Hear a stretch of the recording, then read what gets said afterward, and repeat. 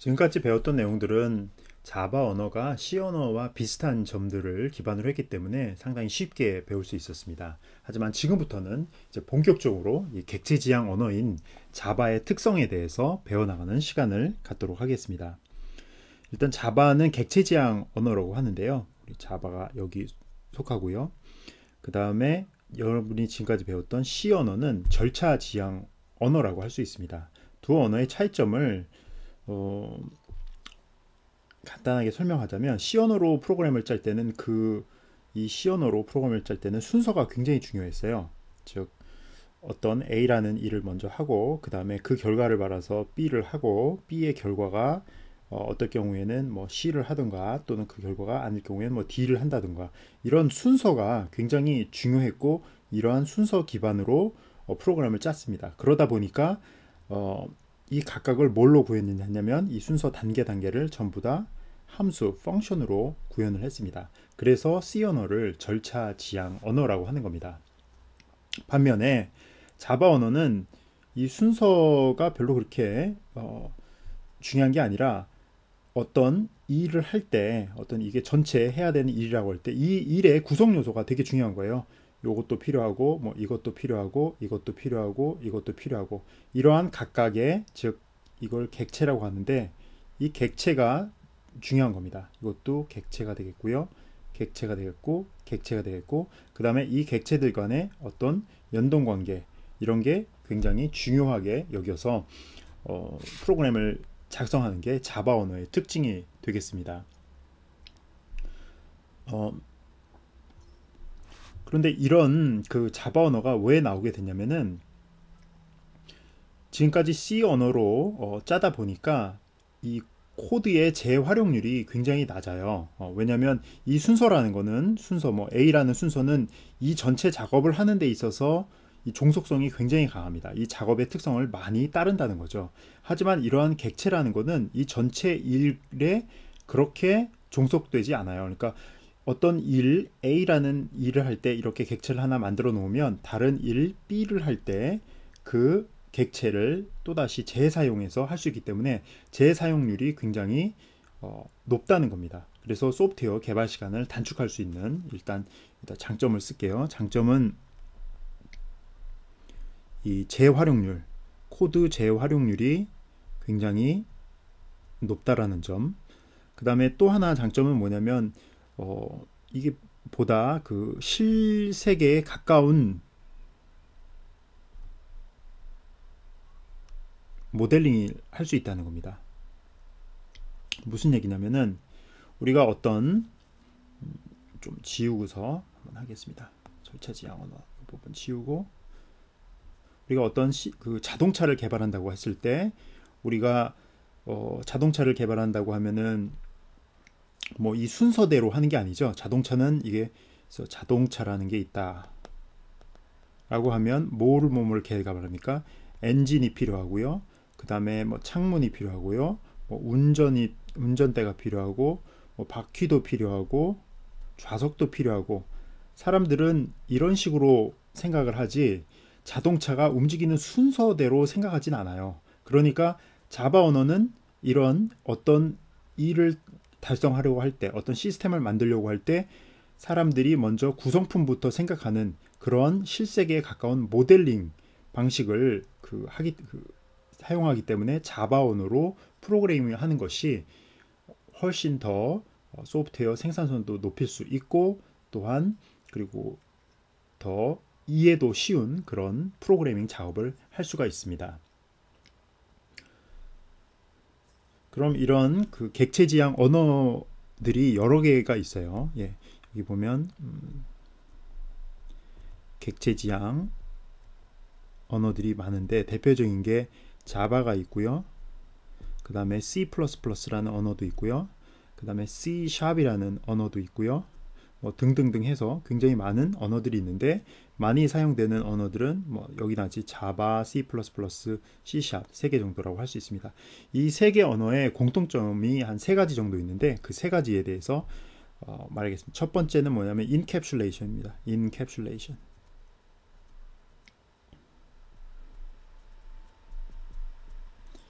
이 인캡슐레이션은 뭐냐면은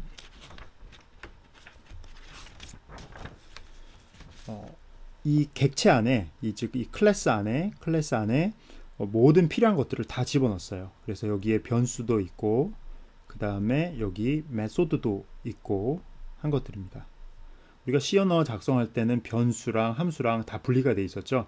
하지만 이런 객체 지향 언어에서는 변수와 메소드가 한꺼번에 다 합쳐져 있습니다. 그래서 이 안에 인캡슐, 즉 다 합쳐져 있는 그런 형태를 띄는 게 객체 지향 언어의 특징이고요. 두 번째로는 상속이 가능하다고 합니다. 상속. 영어로는 inheritance라고 하는데요. 이 inheritance는 엄청난 효과를 가지고 있습니다.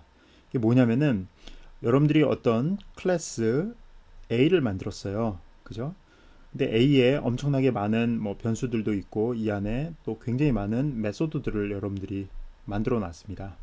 그러면 여러분들이 내가 클래스 A의 기능은 대부분 다 필요한데 거기다가 일부분 더 추가해서 뭘 만들고 싶다라고 하면 이 클래스가 A를 가진 부분을 다 공짜로 이용할 수 있어요. 그게 뭐냐면 클래스 B를 만드는데 이 A로부터 상속을 받아서 만들면 됩니다. 그러면 상속을 받았기 때문에 B는 기본적으로 A에 대한 모든 내용을 가지고 있고 내가 추가적으로 추가하는 부분들을 추가하면 됩니다. 그러면 이 클래스 B는 A가 할 수 있는 모든 일을 기본적으로 할 수가 있습니다. 그러면 클래스 B의 코드량은 어떠냐? 여러분이 코딩에 대한 양은 어떠냐면 새로 추가되는 부분만 하면 됩니다. 즉 클래스 A가 코드가 이만큼 많았다. 근데 나는 클래스 B가 요만큼만 하면 된다. 라고 하면 여러분들이 실제로 프로그래밍 할 때는 요만큼만 하면 되는 거고요. 하지만 상속을 받았기 때문에 실제로 외부에서 볼 때는 이 코드 크기가 이만큼이 되는 겁니다. 이런 상속이라는 아주 강력한 기능을 가지고 있습니다. 그리고 이제 세 번째는 조금 뭐 어려운 얘기가 될 수 있는데 폴리몰피즘이라는 게 있습니다. 폴리몰피즘이라는 게 있습니다. 이거는 지금 여기서 자세히 설명하기보다는 나중에 뒤쪽에 더 자세한 내용이 나올 때 다시 한번 언급하겠지만 간단히 말하면은 똑같은 메소드인데도 불구하고 예를 들어서 이런 상황입니다. 여러분들이 맨 처음에 클래스 A를 만들었어요. 그 다음에 상속을 받아서 클래스 B를 만들고 클래스 C를 만들었습니다. 그죠? 그런데 이 클래스 A 안에 메소드가 M이 있었고 클래스 B도 똑같은 이름의 메소드 M을 만들었고 클래스 C도 똑같은 똑같은 메소드 이름 M을 만들었다고 합시다. 이렇게 모두 다 세 개가 이제 같은 요건 이제 상속 관계고요. 자, 그러면 뭐냐면은 내가 M이라는 함수를 불렀을 때 자, 여러분들이 클래스 B로부터 어떤 객체를 만들어 가지고 내가 M이라는 메소드를 호출했을 때랑 클래스 C로부터 객체를 만들어서 M을 호출했을 때 완전히 서로 다른 방식으로 동작이 되겠죠. 왜냐하면 내가 여기도 M을 가지고 있고 여기도 M을 가지고 있고 서로 다르게 구현을 해놨기 때문에요. 이런 것을 폴리몰피즘이라고 하는데 뭐 당연해 보이죠. 그죠? 여기도 M을 따로 해놨고 여기도 당연히 따로 해놨기 때문에 서로 다른 일을 하는 거는 아주 지극히 뭐 별로 상식을 벗어난 일이 아닌 것처럼 보이지만 실제로 우리가 코딩상에서 이것이 구현되는 걸 보면은 굉장히 재미있는 특징이라는 것을 알 수가 있습니다. 그래서 폴리몰피즘은 다시 한 번 더 언급해서 설명하겠지만 여러분들이 알아둘 건 첫 번째 인캡슐레이션이라는 특징을 그죠? 인캡슐레이션 다시 한번 정리하는 겁니다.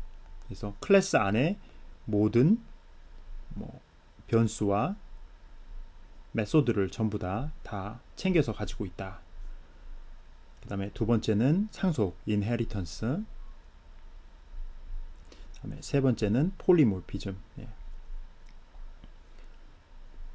이렇게 세 가지 특징이 있다는 것을 정리를 해두겠습니다.